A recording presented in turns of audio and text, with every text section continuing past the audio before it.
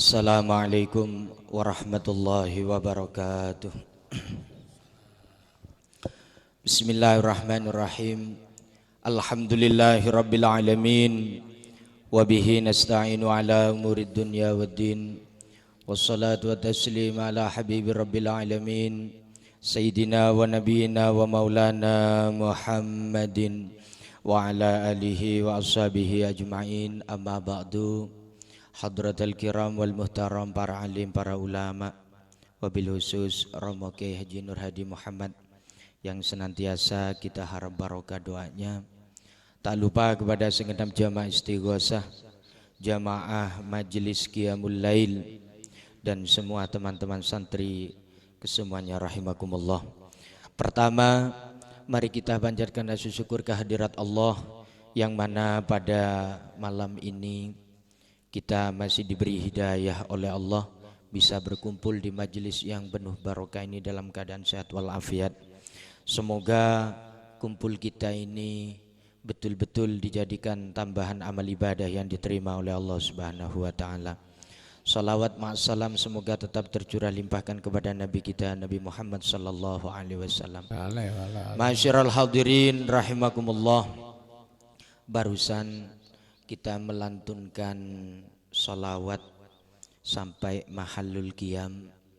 Tentunya saya ingin mengulas kembali terkait dawuh guru saya itu berbahasa Jawa, kepethuk kepethuk,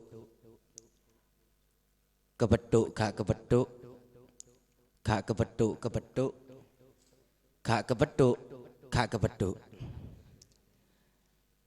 kepethuk kepethuk. Di dunia berjumpa Kanjeng Nabi, ya kumpul dengan Kanjeng Nabi, juga iman kepada Kanjeng Nabi. Di akhirat juga akan kumpul bersama Kanjeng Nabi Muhammad sallallahu alaihi wasallam. Contohnya kayak siapa?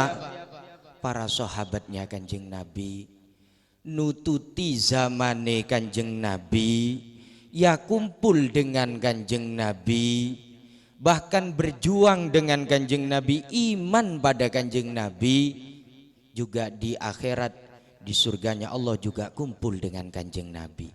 Iku namanya kepethuk kepethuk. Di dunya yo kepethuk, di akhirat yo kepethuk.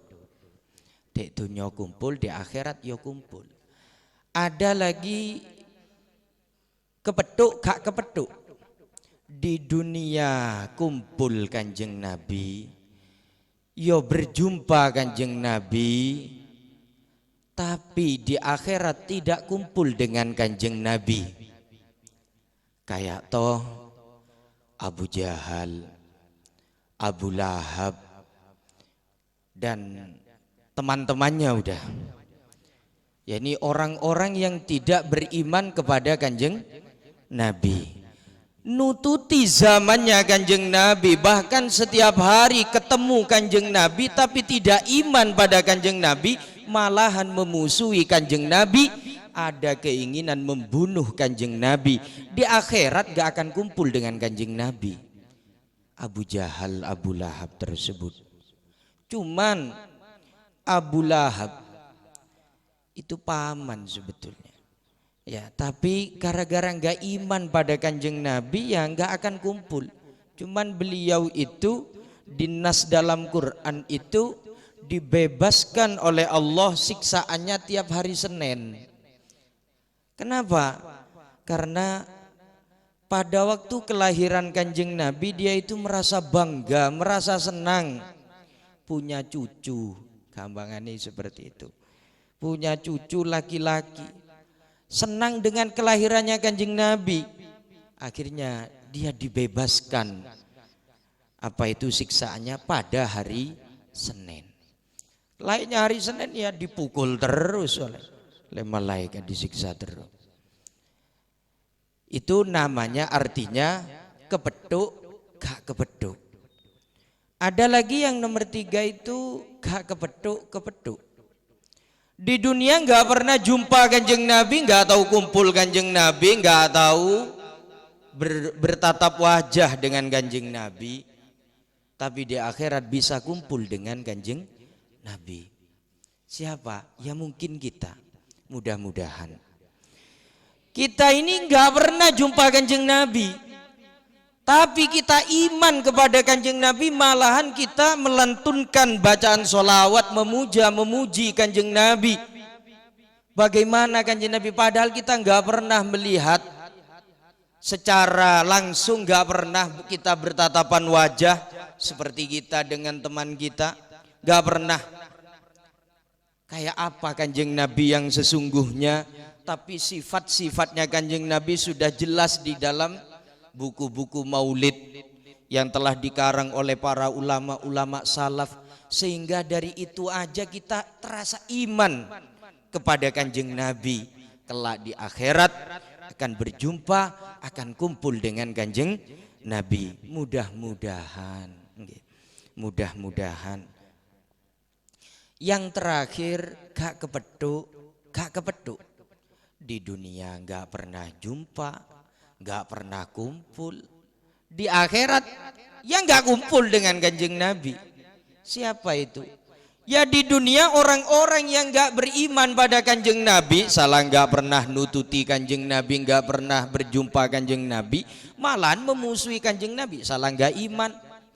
Ya, gak iman kepada kanjeng Nabi, gak percaya pada kanjeng Nabi, malahan tidak seagama dengan kanjeng Nabi. Di akhirat yang gak akan kumpul dengan kanjeng Nabi. Ya, siapa itu? Ya umatnya kanjeng Nabi juga. Ya umat akhir zaman. Termasuk ya kita ketahui mungkin yang bukan saudara kita sesama muslimnya, bukan. Ya, nggak pernah iman pada kanjeng Nabi, di akhirat juga tidak kumpul dengan kanjeng Nabi. Ma'asyiral hadirin rahimakumullah. Mari kita melanjutkan pengajian kitab terkait kemarin kita sudah melaksanakan yaitu peringatan nuzulul Quran, dengan harapan jangan sampai setelah peringatan nuzulul Quran kita putus untuk tidak membaca Al-Quran, hanya memperingati saja tapi ora tahu maca Quran. Kenapa? Karena tebal tidaknya iman seseorang itu tergantung pada kecintaannya pada Al-Quran.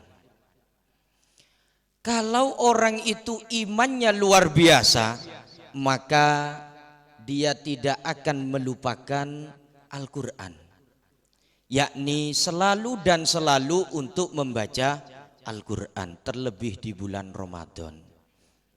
Jangan sampai putus daripada membaca Al-Quran, meskipun dalam sehari hanya seayat, 2 ayat. Jangan sampai putus untuk tidak membaca Al-Quran, terlebih setelah bulan Ramadan. Setelah bulan Ramadan tetap usahakan dalam sehari ini kita punya rutinan, punya keistiqomahan untuk membaca Al-Quran meskipun hanya seayat. Setidaknya sebulan hatam 1 kali. Boleh saya tanya, sebulan Ramadan mulai dari kemarin sampai sekarang hatam Quran berapa kali? Bapak Ibu, hatam senapa kali sama? Mon keroyokan lah udah hatam beberapa kali, namanya tadarusan ya. Tapi kalau pribadi kayaknya belum pernah. Kayaknya. Yang heran kalau ada anak santri mulai mondok sampai sekarang, anggaplah mondoknya udah 5 tahun, gak hatam-hatam baca Quran itu. Yang jadi pertanyaan, demebai semondok sama. Mondok 5 tahun hatam Quran, tak hatam sekali. Iya. Ayo coba Mas Ekulah tanya ke Miftah ini, tahu hatam berapa kali mulai beliau itu mondok? Kalau enggak salah dia itu mondok udah 7 tahun. Entah hatam berapa kali, apa 5 kali, mosok 5 tahun 5 kali. Ya. Mereka kan setahun baru 1 kali. Ya kalau bagi bapak-bapak, ibu-ibu yang sudah berkeluarga, ya wajarlah sebulan gak hatam wajar ya. Tapi kalau teman santri langsung setiap hari yang dipegang Al-Quran, yang dipegang ngaji ya. Ya kalau nggak hatam Quran sama sekali itu ya kemana aja waktu mondok itu sampai sekarang ya. Maka apa? Banyak keutamaan-keutamaan di dalam membaca Al-Quran. Saya bacakan dawai Kanjeng Nabi. Bismillahirrahmanirrahim. An Mu'ad bin Jabal annahu qala kuntu ma'an Nabi alaihi salatu wassalam fi safarin fakultu ya Rasulullah hadithna bihadisin nantafi'u bihi. Dari sahabat Mu'ad bin Jabal, beliau bersabda, kata beliau sahabat Mu'ad, saya suatu hari pernah bersama Kanjeng Nabi dalam sebuah perjalanan. Sahabat Mu'ad bin Jabal itu matur pada Kanjeng Nabi, ya Rasulullah hadisna bihadisin tanfa'u bihi. Kanjeng Nabi, berilah kami amalan, berilah kami ya amalan atau sebuah wiritan atau apa yang bermanfaat bagi kami Kanjeng Nabi, baik di dunia maupun di akhirat. Ya nopo dawe Kanjeng Nabi, faqala alaihi salatu wassalam, in aradtum ma'isas su'ada wa mautas syuhada wan najata yaumal hasri wa dhilla yaumal harri wal huda minad dolala fa'adimu qiraatal Qur'an. Dawe Kanjeng Nabi, kalau kalian ingin hidupnya bahagia, ingin hidupnya beruntung, ingin hidupnya selamat, yang pertama. Yang kedua, mati tercatat sebagai mati syahid, yakni mati dicatat sebagai matinya orang syahid. Yang ketiga, wan najata yaumal hasri, selamat kelak di hari mahsyar, di hari kiamat. Wadzillu yaumal harri wal huda, wadzilla yaumal harri wal huda minad dolalah, dan kelak di hari kiamat mendapatkan naungan dari Allah Subhanahu wa taala dan mendapatkan petunjuk dari Allah. Fa'adimu qiraatal Qur'an, maka amalkanlah satu, yaitu istiqomahlah membaca Al-Quran. Kalau membacanya enggak sulit, insya Allah enggak sulit. Bagi ibu-ibu yang mungkin dulu waktu remaja mungkin enggak pernah ke musola atau enggak pernah ngaji, sekarang hanya bisanya kulhu, ya udah kulhu aja dibaca ya. Tak bisa Pak baca Quran, bisa apa Bu? Fatihah bisa, Fatihah lah, por Fatihah. Kulhu bisanya Pak, baca kulhu ya, kalau memang tidak bisa ya. Fa'adimu qiraatal Quran, janganlah lepas untuk membaca Al-Quran. Kalau membacanya insya Allah enggak sulit, yang sulit itu istiqomahnya. Kemarin malam Gus Maulana menyampaikan al-istiqomah khairun min alfi karomah. Istiqomah itu lebih baik daripada 1000 karomah. Yang mau istiqomah yang sulit, dalam sehari semalam 24 jam, pernahkah kita punya waktu 5 menit saja untuk mengaji Al-Quran? Jangan banyak-banyak, 5 menit saja, apalagi sampai 1 jam. Jangan banyak-banyak. Pokok dalam satu hari saya harus dapat 1 juz. Ya mungkin itu bertahan sehari 2 hari sampai 1 minggu sampai 1 bulan. Setelah itu amblas sudah. Ya, jangan banyak-banyak dulu. Penting rutin setiap hari untuk membaca Al-Quran. Rutinnya. Dawe Kanjeng Nabi, afdalul a'mal indallahi adwamuha wa inqallah. Sebaik-baiknya amal ibadah adwamuha, yang rutin, yang istiqomah, wa inqallah, meskipun sedikit. Penting rutin ya. Kita sekarang seperti contoh sekarang ini, setiap malam mulai jam 10 sampai jam 12 itu waktu sebentar. Tapi rutin, ya rutinnya ini yang repot ini. Kalau pekerjaannya sebentar, ya, rutinnya sakit tabu, sakit males, sakit tengah, sepurung, ngantok aja sakit kebit. Ya. Rutinnya yang sulit, gitu. Fa innahu kalamur rahman wa hisnun minasyaiton, karena Al-Qur'an itu kalamullah. Kalamur rahman, kalamnya Allah yang sifat rahman, bukan kalam manusia. Al-Quran itu kalimatnya bukan ditulis oleh manusia, dikarang oleh manusia, bukan. Kalau manusia yang ngarang cepat apa? Cepat bosan. Contoh koran, ya koran bukan Quran. Koran hanya berlakunya sehari, besok udah nggak dibaca lagi, bosan udah. Karena yang ngarang manusia. Contoh kalau anak muda nulis apa? Ngarang surat. Paling itu berlakunya hanya sehari. Kadang nggak sampai sehari, udah bosen. Mau dibaca setiap hari ya nggak mungkin. Meskipun suratnya sampai dapat 1 juz. Ya, mungkin. Udah, lawang WA, SMS-an itu udah hanya berlakunya udah selesai. Ya. Udah nggak akan diulang-ulang lagi. Kemarin itu apa ya? Kemarin itu apa ya? Enggak, udah bosan. Ini kalamullah, semakin sering dibaca, semakin menambah kecintaan kepada Allah Subhanahu wa taala. Dan juga wahisnun minasyaiton, orang yang ahli membaca Quran, orang yang istiqomah membaca Quran itu dijaga oleh Allah dari setan. Kalau rumah sering dibacakan Quran, maka penghuni rumahnya akan diberikan ketenangan oleh Allah. Meskipun banyak masalah, tetap dihadapi dengan ketenangan. Keluarganya diberikan ketenangan, adem ayem, nggak gampang apa itu ada jinnya di rumahnya, nggak gampang seperti itu. Ya tandanya mudah.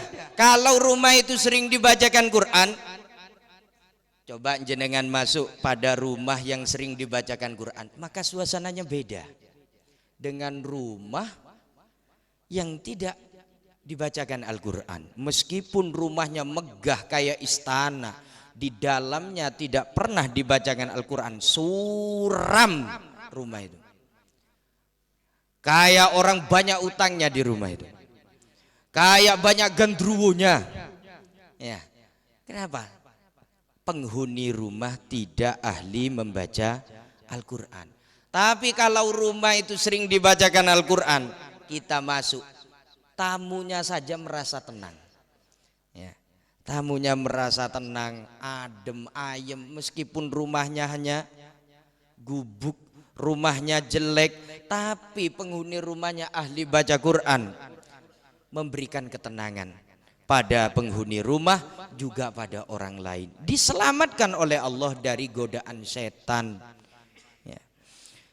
Dan juga warujahanun fil mizan, orang yang ahli membaca Al-Quran kelak waktu ditimbang amalnya ini berat. Ketika ditimbang oleh Allah Subhanahu wa taala berat timbangannya. Kenapa? Al-Quran di situ. Karena setiap hurufnya itu sudah diberi pahala oleh Allah. Setiap huruf, bukan setiap kalimat. Maka fa'alal mukallab ayastagila bita'allumihi wa qiraati, maka bagi kita untuk mari kita sibuk untuk belajar Al-Quran, untuk mengaji Al-Quran, untuk membaca Al-Quran. Karena apa? Dawe Kanjeng Nabi, afdalu ibadati ummati qiraatul Quran. Sebaik-baiknya ibadahnya umatku adalah membaca Al-Quran. Paling apik yaitu ibadah mengaji atau membaca Al-Quran. Ma'asyiral hadirin rahimakumullah. Tidak banyak yang saya sampaikan terkait keutamaan Al-Quran, kurang lebihnya mohon maaf. Kami akhiri. Wassalamualaikum warahmatullahi wabarakatuh.